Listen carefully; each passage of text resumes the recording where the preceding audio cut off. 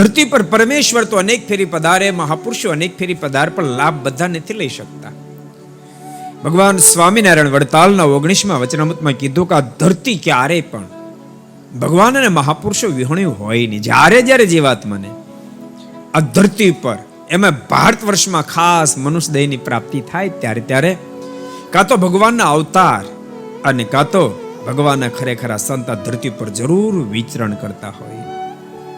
પણ જીવને એની ઓળખાણ થાય તો કામ થઈ જાય. બીજી વાત લખી, ઓળખાણ થયા પછી પંચ વિષયમાં પ્રીતિ રાખવી ઘટે નહીં.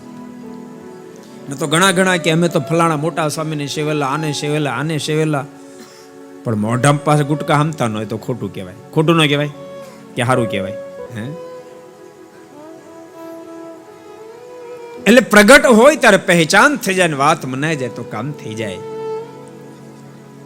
अगर ये वीडियो आपको पसंद आया हो तो लाइक करें और शेयर करना मत भूलिए. सब्सक्राइब करें सरदार कथा चैनल को और बेल आइकॉन पर क्लिक करना मत भूलिए लेटेस्ट वीडियो सबसे पहले पाने के लिए.